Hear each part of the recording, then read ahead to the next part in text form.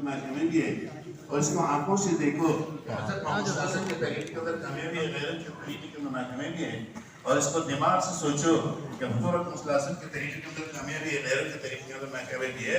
فرمایا جب بات ان چار راستوں سے چلتی ہے وہ دل پر اثر کرتی ہے۔ جب دل پر اللہ کی محبت آئے گی اور دل پر حضرت محمد صلی اللہ علیہ وسلم کی محبت آئے گی تو مسلمان کو دین پر چلنا آسان ہوگا، اور غیر کی محبت اللہ معنی طور پر آہستہ آہستہ نکلے، مخلوق کی محبت نکلے۔ مخلوق بنی ہوئی چیز ہے، مخلوق کیا ہے بھائی؟ بنی ہوئی چیز ہے۔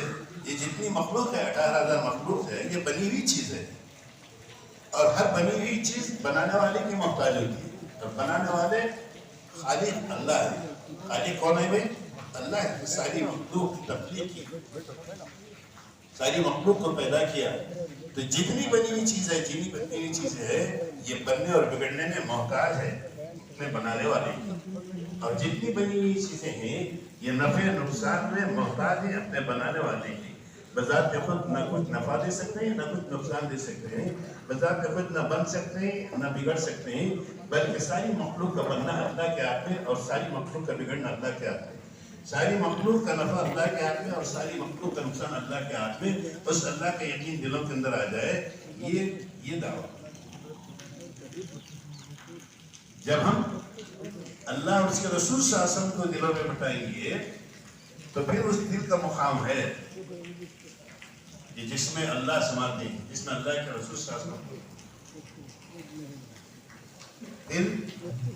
دل جیسے میں نے کیا کہ بادشاہ ہے اور بادشاہ کی رعایت پر چلتی ہے، جتنے اعضاء اور جوارح بدن کے یہ دل کی رعایت ہیں، دل کے تابع ہیں، کہ ہاتھ دل کے تابع، پیر دل کے تابع، آنکھ دل کے تابع، زبان دل کے تابع، دماغ دل کے تابع، کان دل کے تابع، یہ جتنے اعضاء جوارح ہیں، یہ اگر اللہ اور اس کے رسول صلی اللہ علیہ وسلم کے یقین کے ساتھ ہیں تو پھر ان کا استعمال سے ہوگا دنیا کے اندر۔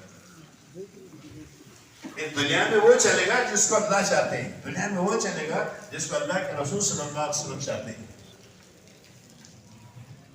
اس لیے ایمانیات کی محنت، کہ ایمانیات کو بولو کہ امت کے اندر ایمانیات آ جائے، ہر گھر کے اندر ایمان زندہ ہو، ہر فرد کے اندر ایمان زندہ ہو، ہر بستی اور محلے کے اندر، ہر مسجد اور بستی کے اندر، کہ ایمان کی بات چلے، اللہ کی بڑائی کی بات چلے، حضرت محمد صلی اللہ علیہ وسلم کے طریقے کی بڑائی کی بات چلے، حضور اکرم صلی اللہ علیہ وسلم۔ اگر یہ چلے گا تو امت کے اندر سے آہستہ آہستہ ارتداد ختم ہوگا۔ کیا ختم ہوگا؟ ارتداد ختم ہوگا۔ ارتداد کی 3 وجہ فرمائی۔ ارتداد جاتا ہے امت کے اندر، اس کی 3 وجہ ہوتی ہیں۔ ایک فرصت، ایک غربت اور ایک جہالت۔ یہ 3 چیزیں ہیں جس کی وجہ سے امت کے اندر ارتداد آتا ہے، کہ فرصت کی وجہ سے، غربت کی وجہ سے اور جہالت کی وجہ سے۔ جب دعوت چلے گی تو امت کے اندر سے یہ 3 چیزیں آہستہ آہستہ ختم ہوگی، امت کا ارتداد ختم ہوگا۔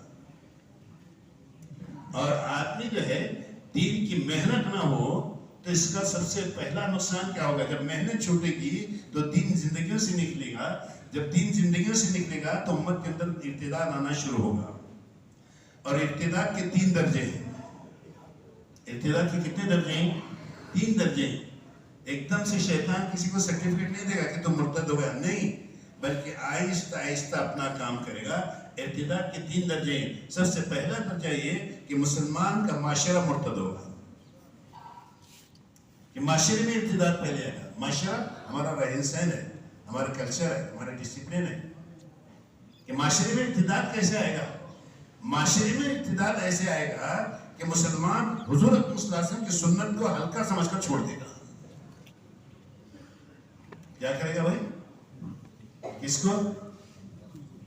حضور صلی اللہ علیہ وسلم کی سنت کو کیا سمجھے گا؟ ہلکا سمجھے گا۔ فرمایا یہ ارتداد کا پہلا اسٹیج ہے، پہلا درجہ ہے، کہ معاشرے میں سے سنتیں نکل جائیں گی تو مسلمان اللہ کے نبی صلی اللہ علیہ وسلم کی سنت کو ہلکا سمجھ کر چھوڑ دے گا۔ یہ سنت ہی تو ہے، ہلکا سمجھے گا۔ علماء نے فرمایا، علماء نے لکھا ہے کتابوں میں، فرمایا حضور اکرم صلی اللہ علیہ وسلم کی سنت کی قیمت کیا ہے؟ موازنہ کیا. فرمایا یہ جتنی کائنات ہے جس میں ساتوں زمین آسمان ہیں اور اس کے جتنے خزانے ہیں اور جتنے طاقتیں ہیں جتنی دولتیں ہیں، فرمایا تمام کائنات کے خزانے، ساتوں زمین آسمان کی دولتیں اور حکومت اور طاقتیں حضور اکرم صلی اللہ علیہ وسلم کی ایک استنجا کی سنت کا مقابلہ نہیں کر سکتے. کہ نبی کی ایک استنجا کی سنت اتنی قیمتی ہے کہ ساری کائنات اس کا مقابلہ نہیں کر سکتی. اس سنت کو مسلمان ہلکا سمجھ کر چھوڑ دے گا، یہ دعوت کے نہ ہونے کی وجہ سے، یہ دین کی محنت کے چھوٹنے کی وجہ سے ابتدا محسوس نہیں ہوگا، مسلمان کو احساس نہیں ہوگا، غیر محسوس طریقے سے ابتدا شروع ہوگا. یہ سنت کو ہلکا چھوڑ دے. اور دوسرا درجہ سنت کا ارتداد کیا ہے؟ دوسرا جو ہے پھر ذہنی ارتداد ہوگا کہ دماغ مرتد ہوگا. کہ دماغ میں کیسے مرتد ہوگا؟ دماغ مرتد ہوگا کہ مسلمان اللہ کے فرائض کو ہلکا سمجھ کر چھوڑ دے گا. جب دنیا کی محبت دلوں کے اندر بٹے گی، چار پیسے کی دنیا کے واسطے اللہ کے فرائض کو چھوڑ دے گا. کہ اب نماز پڑھنے کی کس کو فرصت ہے؟ ہمارا کمانے کا وقت ہے. روزہ رکھنے کی کس کو فرصت ہے؟ ہمارا کمانے کا مہینہ ہے. کہ فرائض کو ہلکا سمجھ کے چھوڑتا ہے. یہ ذہنی ارتداد ہے. پھر قلبی ارتداد کیا ہوگا؟ تیسرا قلبی ارتداد ہے. قلبی ارتداد یہ ہے کہ دل کے اندر سے اللہ کی محبت نکل جائے گی، مخلوق کی محبت آئے گی. دل کے اندر سے اعمال محمد صلی اللہ علیہ وسلم کی محبت نکل جائے گی، اسباب کی محبت آ جائے گی اور اسباب کے لیے اعمال کو چھوڑ دے گا. اس لیے دوستوں، جب دعوت نہ ہو کہ زندگی میں غیر محسوس طریقے سے جیسے امت کے اندر ارتداد آئے گا، دعوت امت کو ارتداد سے بچانے کی محنت ہے. اس لیے سب سے پہلی محنت جو ہے وہ ایمان کی محنت، کہ ہر ایک تک ہم ایمان کی بات پہنچائے، ہر گھر تک ہم ایمان کی بات پہنچائے، ہر ایک سے ایمان کی بات کریں اور حضور اکرم صلی اللہ علیہ وسلم کے طریقے کی بات کریں. ایمان کے بعد اللہ رب العزت نے دوسرا جو فریضہ دیا ہے، اول ترین وہ نماز ہے. کہ نماز پر ہماری محنت ہو. جیسے اللہ رب العزت اور اس کے رسول صلی اللہ علیہ وسلم کو یقین میں لانا ہے، دل میں آنا ہے، یقین میں آنا ہے. کہ اللہ کا یقین میں آنا، دلوں میں آنا ہے. اللہ کے رسول صلی اللہ علیہ وسلم کا دلوں میں آنا، یقین میں آنا، دلوں میں آنا ہے. ایسے نماز کو یقین میں لاؤ کہ نماز بھی یقین میں آ جائے. کہ نماز جب یقین میں آئے گی تو پھر اللہ رب العزت اس کی نماز کے ذریعے سے اس کے مسائل کو حل فرمائیں گے. اللہ رب العزت امت کو جو نماز دی ہے، یہ نہیں کہ صرف 5 مرتبہ اٹھک بیٹھک کرے. اگر عظمت اور قیمت معلوم ہے نماز کی تو بعض مرتبہ نماز بوجھ ہوگی، اس لیے چھوڑ دے گا. اس لیے نماز کی عظمت کہ اللہ نے نماز ہم کو کیوں دی، اس لیے دی. اللہ رب العزت نے مسلمان کو نماز جو دی ہے وہ اس کے مسائل کو حل کرنے کے لیے دی ہے. اللہ رب العزت نے مسلمان کو نماز جو دی ہے وہ بندے کو اللہ سے قریب کرنے کے لیے دی ہے. اللہ رب العزت نے مسلمان کو نماز جو دی ہے وہ اس کی زندگی کو بدلنے کے لیے دی ہے کہ صفت صلاۃ پر اس کی زندگی مسجد کی باہر والی ہو. 5 وقت کی نماز اللہ نے ہم کو دی ہے، اس کا اہتمام. اس لیے نماز کو محنت کر کے یقین میں لاؤ کہ اللہ جب نماز یقین میں آئے گی تو پھر اللہ اس کے مسائل کو حل فرمائیں گے نماز کے ذریعے سے. اس لیے فرمایا جب حضور اکرم صلی اللہ علیہ وسلم کو معراج میں 5 وقت کی نماز کا تحفہ ملا تو صحابہ رضی اللہ عنہم کی زندگی کا سب سے زیادہ خوشی کا دن تھا. کہ صحابہ خوشی سے اچھل پڑے، کود پڑے اور کہنے لگے کہ اب ہم اپنے مسائل دوسروں سے حل نہیں کرائیں گے بلکہ ہم اپنے مسائل کو براہ راست اللہ سے حل کرائیں گے نماز کے ذریعے سے. کہ صحابہ کو اپنی نماز پر اتنا یقین تھا کہ اللہ نے جو نماز ہم کو دی ہے یہ ہمارے مسائل کو حل کرنے کے لیے دی. تو جب کوئی ضرورت پڑی تو ہم اپنے مسئلے کو اللہ سے نماز کے ذریعے سے مسلمان اپنے مسائل کو اللہ سے حل کرائے نماز کے ذریعے سے. یہ اس وقت ہوگا جب نماز یقین میں آ جائے. آج علم میں تو ہے لیکن یقین میں نہیں ہے کہ نماز سے ہوتا ہے، نماز سے میرے کام بنتے ہیں. نماز جب یقین میں آئی جائے گی تو انشاءاللہ اللہ اس کے مسائل کو فرمائے گا. صحابہ کی یقین میں نماز آ گئی. اس لیے بعض واقعات دیکھ رہے ہیں کہ انہوں نے 2 رکعت نماز پڑھ کے مردوں کو زندہ کیا، 2 رکعت نماز کے ذریعے سے آسمان سے دستران اتارا. یہ واقعات ہیں صحابہ کے رضوان اللہ تعالیٰ اجمعین کے. اس لیے کہ اللہ نے نماز میں ایسی طاقت رکھی ہے، تو اللہ تعالیٰ نے مسلمان کو جو نماز دی ہے وہ اس کے مسائل کو حل کرنے کے لیے دی ہے. اور دوسرا اللہ تعالیٰ نے نماز جو دی ہے وہ بندے کو اللہ سے قریب کرنے کے لیے، کہ جب بندہ نماز میں ہوتا ہے تو اللہ رب العزت اس کے تمام پردوں کو اٹھا لیتے ہیں. بندے اور اللہ کے درمیان میں جتنے پردے آئے تھے تمام پردوں کو اٹھا لیتے ہیں، کوئی پردہ باقی نہیں رہتا. اب نماز میں بندہ اللہ کی تکبیر، تحلیل، تحمید، تقدیس بیان کر رہا ہے تو اللہ فرشتوں کی طرف متوجہ کہتے ہیں دیکھو جو میرا بندہ سچ کہتا ہے اللہ اکبر کہ مجھ سے بڑا کوئی نہیں ہے. دیکھو جو میرا بندہ سچ کہتا ہے کہ سبحان اللہ کہ مجھ سے زیادہ پاک کوئی نہیں ہے. دیکھو جو میرا بندہ سچ کہتا ہے الحمدللہ کہ مجھ سے زیادہ تعریف کے لائق کچھ نہیں ہے. اور فرمایا جب بندہ سجدے میں سر رکھتا ہے تو گویا اس کا سر اللہ رب العزت کے قدموں پر ہوتا ہے. اور اللہ کہتے ہیں کہ بندے مانگ، جو کچھ مانگنا ہے میں تجھے عطا کروں گا. فرمایا نماز کے 2 ہی درجے، تیسرا درجہ نہیں ہے. پہلا درجہ نماز کے یہ ہے کہ نمازی یہ تصور کرے کہ میں اللہ کو دیکھ رہا ہوں. کس کو دیکھ رہا ہوں میں؟ یہ بہت مشکل چیز ہے کہ نماز میں یہ تصور، یہ دھیان کرے کہ میں اللہ کو دیکھ رہا ہوں. جب یہ تصور ہوگا تو پھر اس کے الفاظ میں بھی فرق آئے گا کہ اللہ اکبر کہنے میں بھی فرق آئے گا، قرات میں بھی فرق آئے گا، اور تسبیح پڑھنے میں بھی فرق آئے گا کہ یہ اللہ کو دیکھ رہا ہے. پہلا درجہ یہ فرمایا. اور دوسرا درجہ فرمایا یہ تصور کرے کہ اللہ مجھے دیکھ رہا ہے. میں اللہ کو تو نہیں دیکھ سکتا لیکن اللہ مجھے ضرور دیکھ رہا ہے. یہ دوسرا درجہ ہے. اس سے تیسرا درجہ کوئی نماز کے نہیں، نماز کے 2 ہی درجے. تو نماز پڑھنے والا نماز جو ہے ان درجوں کے ساتھ پڑھے کہ میں اللہ کو دیکھ رہا ہوں، یا مجبوری میں اللہ مجھے دیکھ رہا ہے، پھر وہ نماز کی کیفیت بدلے گی. تو اللہ تعالیٰ نے نماز بندے کو قریب کرنے کے لیے دیا. اور تیسری چیز اللہ تعالیٰ نے نماز جو دی ہے مسلمان کو اس لیے کہ نماز کے باہر کی زندگی اس کی صفت صلاۃ پر آ جائے. کیا معنی صفت صلاۃ پر؟ جیسے 2 رکعت نماز میں مسلمان اللہ اکبر سے لے کے سلام پھیرنے تک یہ پابند ہے. کس کا پابند ہے؟ اللہ کا پابند ہے. یہ پابند ہے اللہ کے رسول صلی اللہ علیہ وسلم پابند ہے کہ جیسے کہا گیا ہے، جیسے سنایا گیا ہے، جیسے دکھایا گیا ہے ویسا کرے گا. حضور اکرم صلی اللہ علیہ وسلم نے نماز پڑھ کر دکھائی. جیسے آپ نے فرمایا کہ تم ایسے نماز پڑھو جیسے مجھے نماز پڑھتے ہوئے دیکھتے ہو. آپ نے فرمایا حضور اکرم صلی اللہ علیہ وسلم نماز پڑھ کے ہم کو دکھلایا ہے کہ کیسے نماز پڑھیں. کہ نمازی اللہ اکبر کہنے کے بعد سلام پھیرنے تک اپنی مرضی سے کوئی کام نہیں کر سکتا. کیوں میں کر سکتا اپنی مرضی سے کوئی کام؟ کہ میں نماز میں نیت بھی باندھا اور دوسرے سے باتیں بھی کر رہا ہے. کر سکتا ہے؟ نہیں کر سکتا.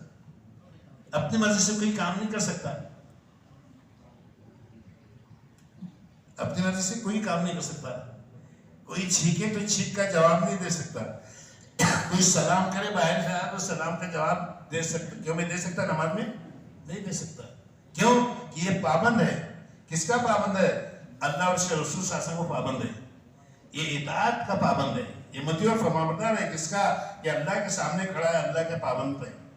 یہ کیسے کہ حضور اکرم صلی اللہ علیہ وسلم جیسے نماز بنائی ہے ایسے نماز پڑھے گا، اس کے پورے ارکان کو صحیح ادا کرے گا کہ اس کا قاعدہ ہے، خامہ ہے، جلسہ ہے، قرات ہے، قیام ہے. یہ پابند ہے اس میں.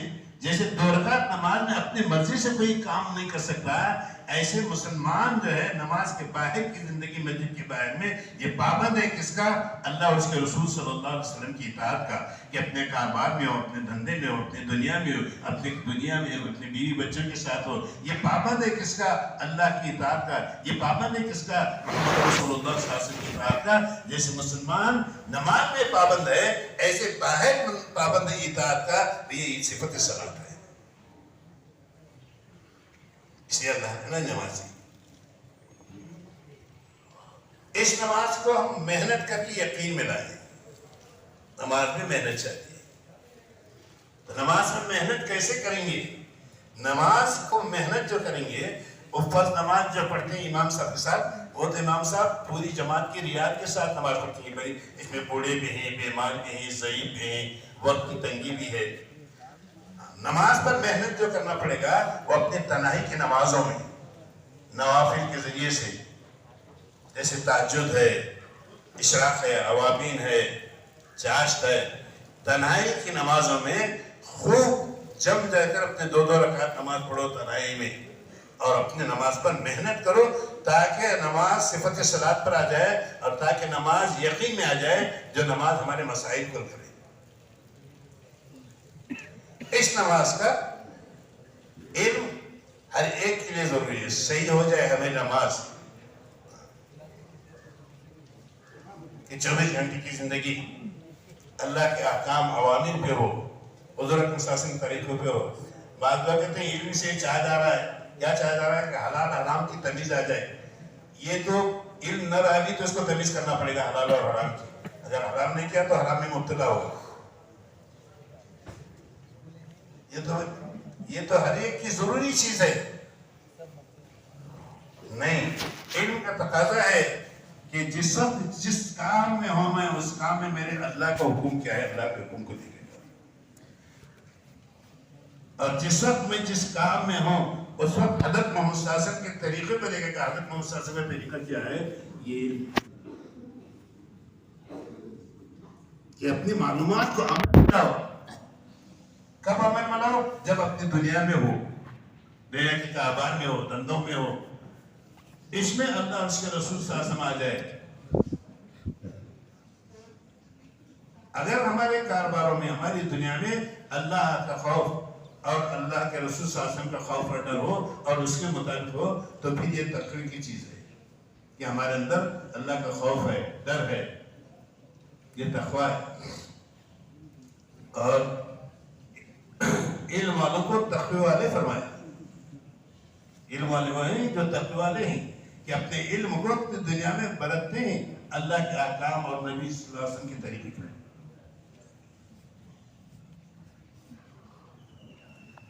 اور ذکر میں، ذکر جو ہے، جو تسبیحات ہم پڑھتے ہیں کہ 3 تسبیحات ہیں، پھر مسنون دعائیں ہیں، قرآن پاک کی تلاوت ہے، اپنی موت کو یاد کرنا ہے. یہ ذکر کا ادنا درجہ ہے. کون سا درجہ ہے؟ ذکر کا ادنا درجہ ہے. اب ذکر کا ادنا درجہ یہ ہے تو ذکر کا اعلیٰ درجہ کیا ہے؟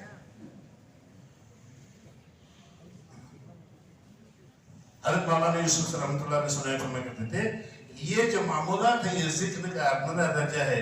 ذکر کا اعلیٰ درجہ یہ ہے کہ تنہائی میں گناہ کے وقت اللہ یاد آ جائے. کس وقت؟ تنہائی میں گناہ کرتے ہوئے اس کو اللہ یاد آ جائے. یہ ذکر کا اعلیٰ درجہ ہے. اور یہ کب ہوگا؟ فرمائے اس وقت ہوگا جب اس کا ذکر جو ہے دل پر اثر کیا ہو. اس لیے حضرت نے ذکر کے آداب فرمائے کہ ذاکر کہ یہ کیا ہے کہ ذکر آدمی چلتے پھرتے بھی تسبیح کرنی پوری ہو جائے گی.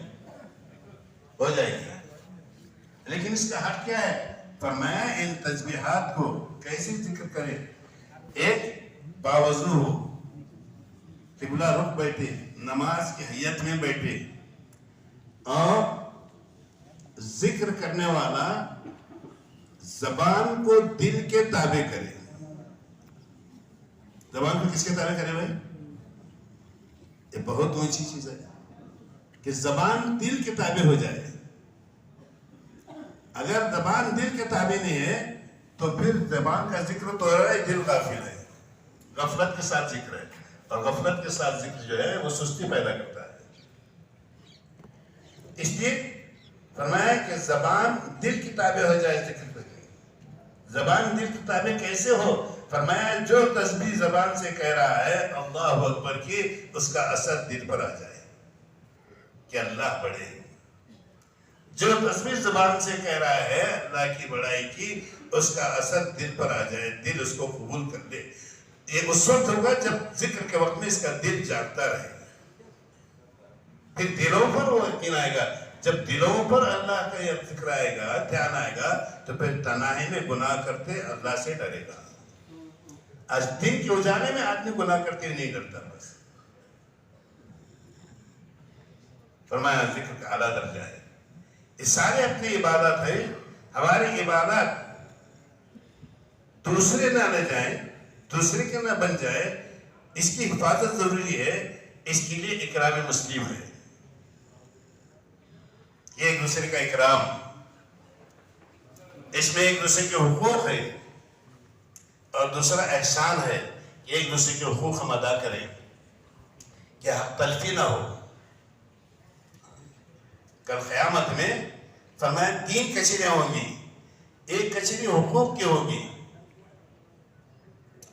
اور ہر ایک کو اس کی بڑائی کے اعتبار سے اس کے حقوق کا حساب پوچھا جائے گا کہ جو جتنا بڑا ہے اس کی بڑائی کے اعتبار سے کہ ہم نے تجھ پر زمین کو یہ بنایا تھا، یہ بنایا تھا، یہ بنایا تھا، کہ تو مسجد کا بڑا تھا، محلے کا بڑا تھا، گھر کا بڑا تھا، بستی کا بڑا تھا، علاقے کا بڑا تھا. تو نے دنیا میں دنیا کی تو چلائی، اللہ اور اس کے رسول صلی اللہ علیہ وسلم کی کیا چلائی؟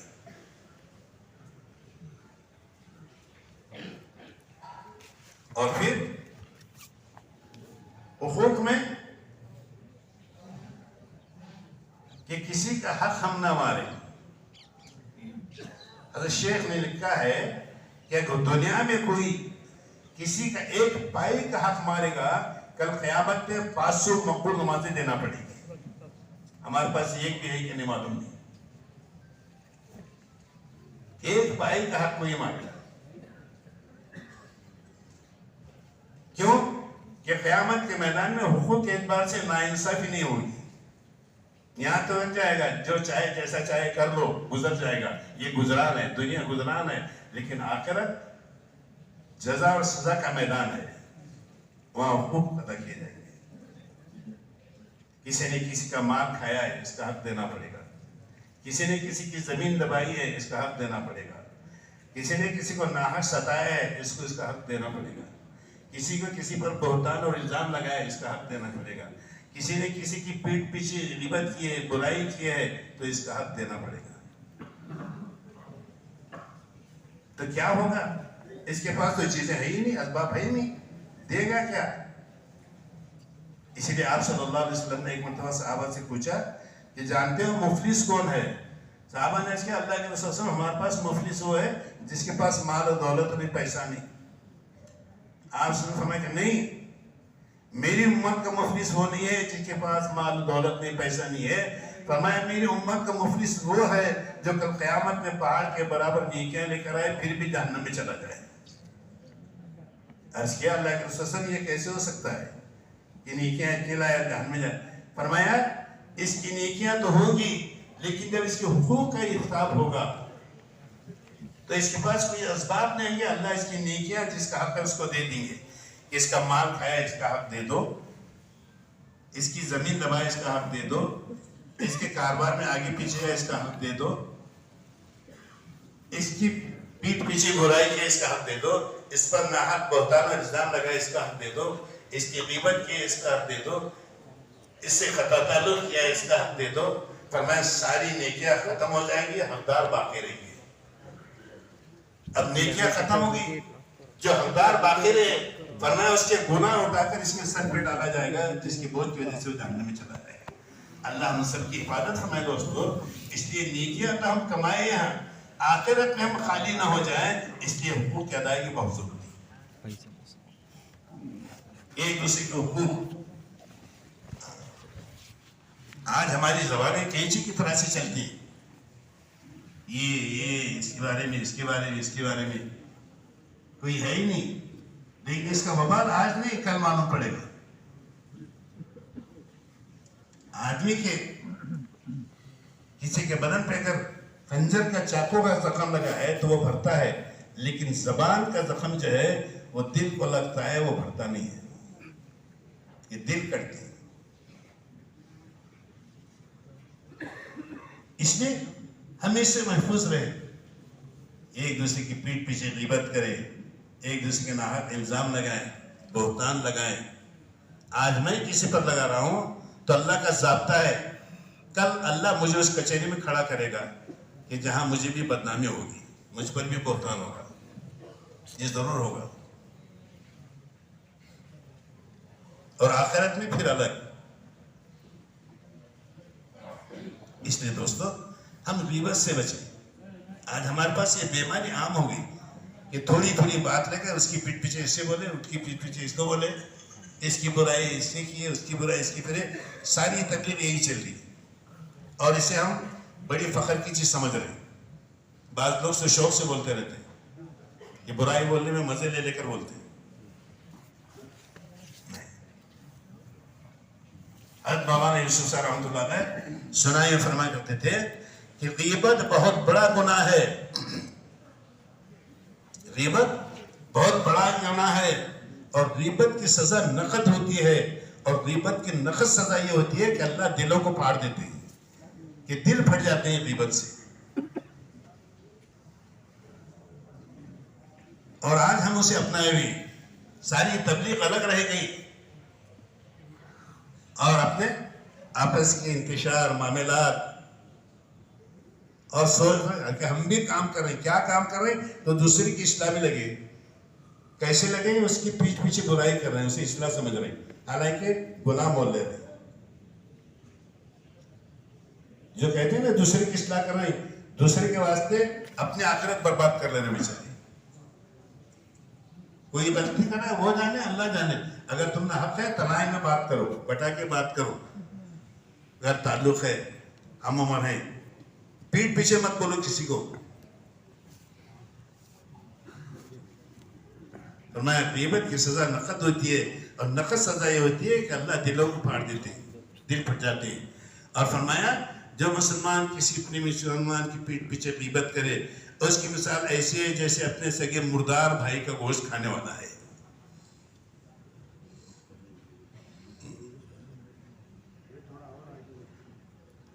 ابھی بھوپال کے اجتماع نے حضرت نے بڑی مثال سے بات فرمائی کہ یہ غیبت کرنے والے سوچ لو, یہ مردار کا گوشت کھانے والے, مردار مرے ہوئے بھائی کا گوشت کھانے والے ہیں. یہ حضور اکرم سے فرمایا نہیں ہے بلکہ اس کو حضور اکرم صلی اللہ علیہ وسلم نے ثابت کر کے دکھایا ہے. رمضان میں کہ 2 عورتوں نے روزہ رکھا, جب دوپہر ہو گئی تو دونوں کو اتنی پیاس لگی کہ پیاس کی شدت سے مرنے کے قریب ہو گئے, کہ مرنے کی حالت آ گئی. کسی نے اللہ کے رسول سے عرض کیا کہ اللہ کے رسول صلی اللہ علیہ وسلم یہ 2 عورتوں نے روزہ رکھا ہے اور پیاس کی شدت سے مرنے کے قریب ہو گئی. تو آپ صلی اللہ علیہ وسلم نے کہلا بھیجا کہ جاؤ ان کے سامنے ایک برتن پیش کرو اور کہے کہ اس میں خے کرے. اب وہ برتن پیش کیا ان عورتوں کے سامنے, ان عورتوں نے خے کیا تو تازہ گوشت اور خون پڑا خے سے.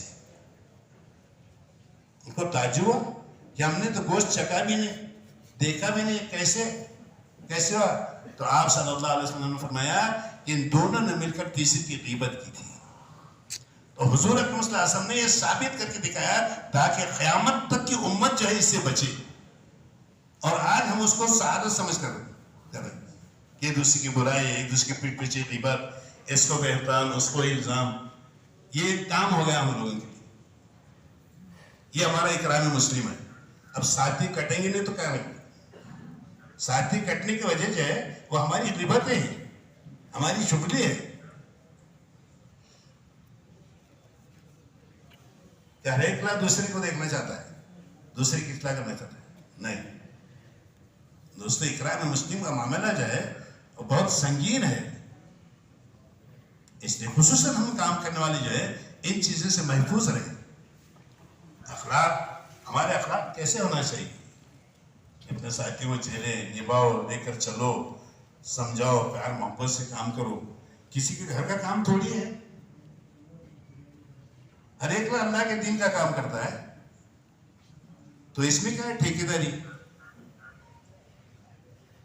وہی عرض کر رہا تھا کہ سارے عبادات ہم کما لیں گے, ایمانیات, عبادات, علم و ذکر کے ذریعے سے, لیکن اگر حقوق ادا نہ کیے صحیح تو پھر دوسرے لے کر جائیں گے ہماری نیکیاں, ہم مفلس رہیں گے آخرت میں. اللہ میری آپ کی سے حفاظت فرمائے. دوستو یہ بہت ضروری چیز ہماری.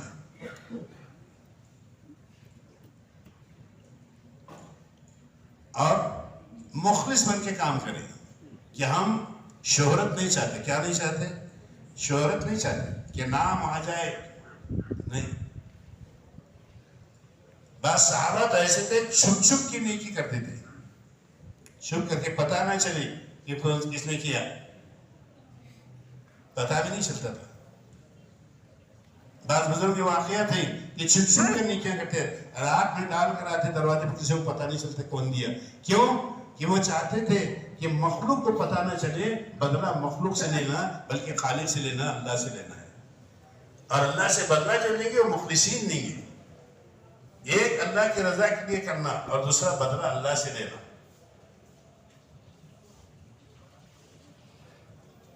اخلاص مخلصین ہدایت کی چراغ ہے، کہ مخلصین کی ہدایت کی چراغ اس لیے کہ ان کے اخلاص کی برکت سے اللہ تعالیٰ ظلمت کے اندھیرے چھاٹ دیں گے اور ہدایت کا نور زمین پر آئے گا.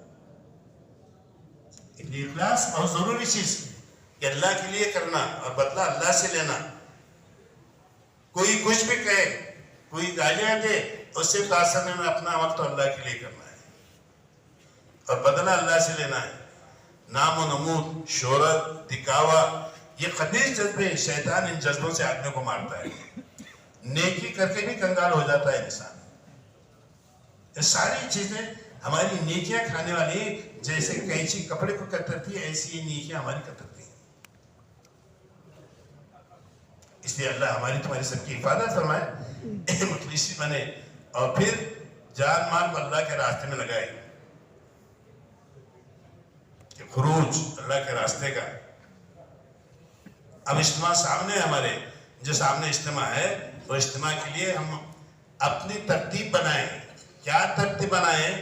کہ اپنے آپ کو آج سے لے کر اجتماع تک ہم فارغ کر دیں اللہ کے دین کے کام کے لیے. کیوں بے شک ارادہ کرتے ہیں انشاءاللہ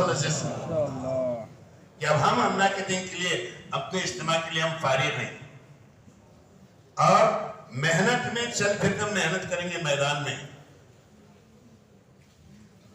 کہ خوب محنت کریں گے. اور امت میں یہ دین جیسے نے عرض کیا کہ یہ صفات زندہ ہو، اس کی محنت ہے. صرف تقریر کرنا نہیں ہے، تشکیل کرنا ہے، تقریر کرنا بات، لیکن پورا دن. حضرت جی نے فرمایا کہ جو صفات 6 ہیں یہ اس مومن اجتماع کے طور میں یہ پوری زمین پر زندہ ہو، یہ محنت ہے اصل اجتماع کی. اور فرمایا کہ جس زمین پر اللہ کے دین کی نسبت سے اجتماع طے ہوتا ہے، اللہ رب العزت اس زمین کی دلوں کی زمین کو نرم فرما دیتے ہیں، کہ دلوں کی زمین نرم ہو جاتی ہے. آپ کس سے بھی بات کرو، آپ کس سے بھی ملاقات کرو اجتماع کے تام پہ، تو بات سنے گا، بات سنے گا، چاہے مشکل سے سنے لیکن سنے گا ضرور. کہ اجتماع ہے، اجتماع کی نسبت سے ہے، پیار محبت سے، اکرام سے. اور تشکیلیں کریں نئے نئے جماعتیں اپنے. ایک کام میں ترتیب ہے کہ صاحب یہ ترتیب ہے، ہم ترتیب سے کام کرتے ہیں. کیا ترتیب ہے؟ کہ ترتیب میں آگے پیچھے نہیں کرتا آدمی کچھ. میرے 3 دن کا ہفتہ ہے، وہ فکس ہے، میں 3 دن یہ ہفتے میں جاؤں گا. مجھے 2.5 گھنٹے صبح دینا ہے، میں 2.5 گھنٹے صبح ہی دوں گا، آگے پیچھے نہیں کرے گا. یہ ترتیب ہے. مجھے سالانہ چلنا، فلاں مہینے میں جانا ہے، میں مہینہ بدلتا نہیں. یہ ترتیب ہے. ایک ترتیب ہے کام کی اور ایک کام کا تقاضا ہے. تقاضا جو ہے وہ مجاہدے سے ہوتا ہے اور مجاہدے پر اللہ نے ہدایت رکھی ہے. تقاضا یہ ہے کہ جب اللہ کے دین کا تقاضا ہو ہم اپنی ترتیب کو بدلیں اور تقاضے پہ آ جائیں. جب 3 دن کا تقاضا ہے تو ہم 3 دن مزید دے دیں. 10 دن کا تقاضا ہے تو ہم 10 دن زیادہ دے دیں. چلہ میرا ابھی 6 مہینے پہلے لگا ہے، اب اجتماع سامنے ہے تو اور میں چلے کی ترتیب بناؤں، اور میں 4 مہینے کی ترتیب بناؤں. اپنی محنت کو بڑھاؤں تقاضے پہ. پرانے ساتھی کا کام ہوتا ہے کہ وہ تقاضے پہ چلے، وہ نیا ہوتا ہے جو ترتیب پہ ہوتا ہے. پرانے کی شان کے خلاف آپ ماشاءاللہ اول نمبر والے ہیں، پرانے ہیں، آپ کی شان کے خلاف ہے ترتیب پر چلنا. آپ تو تقاضے پہ چلنے والے ہیں، اس لیے آپ پورے رات دن تقاضے پورے کرنے کی نیت کرو کہ اجتماع تک انشاءاللہ ہم اپنے گھروں میں چین سے نہیں بیٹھیں گے، میں اپنی ذات کو اور اپنے آپ کو کام کی ترتیب میں لگائیں گے انشاءاللہ العزیز. کیوں میں ارادہ کرتے ہیں انشاءاللہ العزیز. اللہ سب کو قبول فرمائے. یہ محنت ہے اور محنت کے ساتھ ساتھ میرے دوستو دعا ہے. محنت خاکہ ہے، ڈھانچہ ہے، اور ڈھانچہ جو ہے وہ بے جان ہوتا ہے، اس کے اندر جان نہیں ہوتی. اس کے اندر جان جو پڑے گی وہ ہماری دعاؤں سے. اس لیے اللہ رب العزت نے مسلمان کو ایک بڑا تحفہ دیا ہے، وہ دعا ہے کہ ہم دعا والے بنے۔ حضور اکرم صلی اللہ علیہ وسلم نے امت کو دنیا سے جانے سے پہلے نماز اور دعا والا بنا کر گئے تھے، اور یہ دونوں طاقتیں، نماز کی طاقت اور دعا کی طاقت، جیسے نے عرض کیا کہ دعا کہتے ہیں اللہ سے مانگنے کو، اللہ سے مانگنے کو دعا کہتے ہیں، اور مخلوق سے مانگنے کو بھیک کہتے ہیں۔ ہم اللہ سے مانگنے والے بنے، دعا کا اہتمام روزانہ، دعا ہماری جاندار ہو، دعا ہماری مضبوط ہو، لمبی لمبی دعائیں کریں، رات مڑ کر اللہ سے خوب مانگے، آوازاری کے ساتھ مانگے، رو رو کر گرم گرم آنسو بہا کر مانگے۔ یہ ہمارے اجتماع کے لیے، یہ محنت کے لیے، یہ دعا بڑی چیز ہے، بڑی طاقت ہے۔ حضرت مولانا یوسف رحمۃ اللہ علیہ سنائے فرمایا کرتے تھے، اللہ رب العزت نے ہر مسلمان کو دو طاقتیں ایسی دی ہیں، اگر وہ مسلمان یہ دو طاقتیں صحیح استعمال کر لے، اللہ ایٹم بم کی طاقت کو فیل کر کے دکھلائیں گے۔ ایک مسلمان کی نماز کی طاقت اور ایک مسلمان کی دعا کی طاقت، کہ مسلمان کی دعا ایسی ہے، اگر 2 رکعت نماز پڑھ کر ہاتھ اٹھا کر دعا مانگے تو اللہ سامنے والے کو ہلاک کر دیں گے۔ اس لیے دین کا کام کرنے والے کے لیے بد دعا نہیں ہے۔ حضور اکرم صلی اللہ علیہ وسلم کی سیرت میں کہیں بد دعا نہیں ہے۔ دین کا کام کرنے والا داعی کسی کے لیے بد دعا نہیں کرتا، داعی تو ہر ایک کے لیے دعا کرے گا۔ اگر بد دعا کرے تو اس کے دل میں جگہ ہی نہیں ہے امت کے لیے۔ ہم ایک دوسرے کی تکلیف، ایک دوسرے ساتھیوں کو اگر بد دعا کرے تو پھر امت کے اندر جو چور ہے، شرابی ہے، ڈاکو ہے، گنہگار ہے، اس کے لیے کیا کریں گے آپ؟ بد دعا نہیں۔ دین کا کام کرنے والا داعی جو ہے کبھی بد دعا نہیں کرتا۔ حضور اکرم صلی اللہ علیہ وسلم کی سیرت میں بد دعا نہیں ملے گی، ہر ایک کے لیے دعا کریں۔ تو اپنے آپ کو دعا والا بنے، ہم اللہ سے لینے والے بنے، اور محنت کریں، دعا میں وقت لگائیں۔ یہ نہیں کہ سرسری مانگ لیا، رات میں بیٹھو کہ آدھا گھنٹہ اپنی دعا کے لیے نکالو، جب تنا رہتے ہیں بیٹھو 2 رکعت نماز پڑھو، دعا والا بنا لو، اللہ سے مانگنے والا کے مسئلے اللہ سے مانگو، اور دعا کے ذریعے سے مانگو، نماز کے ذریعے سے مانگو اللہ سے۔ اس لیے دعوت، یہ دن بھر اپنے آپ کو مخلوق میں تھکانا، یہ دعوت ہے اللہ کے لیے، اور رات میں مخلوق کے لیے اللہ کے سامنے تھکانا اور ظاہری کرنا، اللہ کے سامنے گرم گرم آنسو بنانا۔ اللہ امت کا حال یہ ہے تو رحم فرما، کرم فرما، یہ دعا ہے۔ جس دن دعوت اور دعا کا جوڑ صحیح ہوگا اس دن اللہ ہدایت کے دانے کھولیں گے۔ اس لیے دوستو، ہم اپنے آپ کو اب جو ہے فارغ نہ سمجھیں، بلکہ ہم اپنے آپ کو ذمہ دار سمجھیں، اور اپنے تقاضے ترتیب میں اپنے تقاضے پورے کریں، کہ تقاضے جو ہے ہمارے اپنے کام کے اندر چل پھر کر جو نئی جماعتیں بنانا ہے، ہر مسجد کو مسجد کی آبادی کی محنت کرنا ہے۔ اس طرح سے 5 وقت کی 5 جماعتیں بناؤ، 2 3 ساتھیوں کی، کہ بھئی ظہر میں یہ، عصر میں یہ ساتھی، مغرب میں یہ ساتھی، مسجد کی آبادی کی محنت کریں گے۔ اس طرح سے مسجدوں کو آباد کرنا۔ مسجد اللہ کے گھر ہے، فرشتوں کا رہنے کی جگہ ہے، فرشتے رحمت سے بنے، مسجدوں میں رحمت ہوتی ہے، اور اللہ کی رحمت مسجدوں پہ متعلق ہوتی ہے۔ اس لیے ہم مسجدوں کو آباد کریں گے، اللہ تعالیٰ اپنے عذاب کو آسمان پر روک دیں گے۔ اس کی محنت کریں، اور پھر چل پھر کر عمومی طور پہ محنت میں لگیں، اور اس کی فکر کریں۔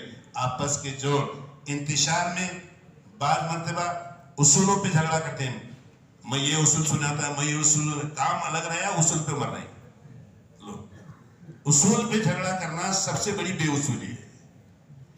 کوئی چیز معلوم ہے، چھوڑ دو، بھائی مجھے اتنا معلوم ہے، چھوڑ دو، مسئلہ ختم ہو گیا۔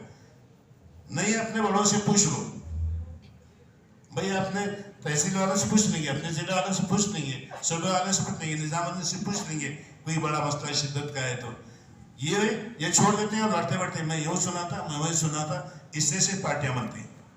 اس کی پارٹی الگ ہے، اس کی پارٹی الگ ہے، نبوت رہ گئی، سیاست آ گئی۔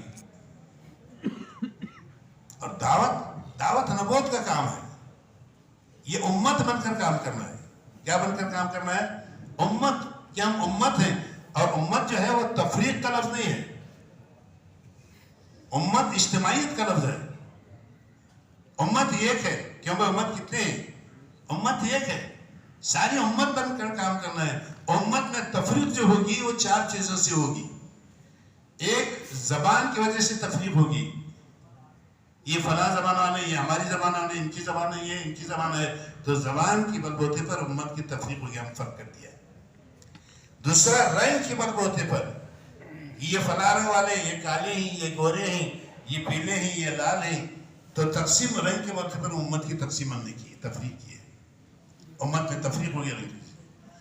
اور دوسرا برادری اور قومیت، یہ ہماری بہت زیادہ ہماری قوم والے ہیں، یہ تفریق ہے. یہ ہماری قوم کی نہیں، یہ ہماری برادری کی نہیں، یہ فلاں ہے، یہ فلاں ہے. تو ہم نے قومیت کو تقسیم کیا، تفریق کیا امت کو. اور چوتھا علاقیت، یہ ہمارے علاقے کے لوگ نہیں، یہ ہمارے علاقے کے نہیں، یہ ان کے علاقہ ہے، یہ ہمارا علاقہ ہے، یہ ان کا علاقہ الگ ہے، ہمارا علاقہ ہے. تو ہم نے امت کی تفریق کی. فرمایا یہ 4 چیزیں امت میں تفریق کرنے والے ہیں، کہ زبان، رنگ، قومیت اور علاقیت. ان تمام چیزوں سے کٹ کر ہم کو ایک امت بن کر کام کرنا ہے. اس لیے ایک دوسرے کو جھیلنا بہت ضروری ہے. کوئی ساتھی اونچ نیچ ہو گئی، کمی زیادہ ہو گئی، کیا کریں؟ ہم درگزر کریں، معاف کریں. اللہ تعالیٰ نے حضور اکرم صلی اللہ علیہ وسلم فرمایا کہ صحابہ سے کوئی غلطی ہو گئی تو اے نبی کیا کریں آپ؟ 3 چیزیں فرمایا کہ عفو اور درگزر کرو، معاف کرو ان کو. معاف ہی نہیں بلکہ فرمایا کہ ان کی غلطی پر آپ استغفار کریں، کہ غلطی وہ کریں، استغفار کریں. صرف استغفار نہیں، درگزر نہیں، بلکہ انہی سے مشورہ کریں، کہ جنہوں نے غلطی کی انہی سے مشورہ کریں. مشاوروا فی الامر، کن سے؟ کہ جنہوں نے غلطی کی. ہم تو غلطی کرنے والے کو مشورے کے باہر کر دیتے ہیں، مسجد کے باہر کر دیتے ہیں، آنا نہیں، یعنی ٹھیکہ جما دے اپنے. تو اب ہدایت پھیلے گی کہ ضلالت پھیلے گی، یہ سوچنے کی چیز ہے. دعوت ہدایت والا کام ہے، اور ہدایت کے اصولوں سے اور ہدایت کی صفات سے دعوت آئے گی زندگی کے اندر، دین آئے گا زندگی کے اندر. اس لیے دوستو ہم یہ سارے اختلاف کو ختم کریں اور امت بن کر کام کریں، کہ ساری امت بن کر ہم کام کریں گے، اجتماعیت کے ساتھ کام کریں گے. اللہ مجھے اور آپ کو عمل کی توفیق عطا فرمائے. کریں گے سب انشاءاللہ عزیز، اللہ سب کو توفیق عطا فرمائے. اس کے لیے 4 مہینے نقد کون تیار کھڑے رہے. آج سے نقد 4 مہینے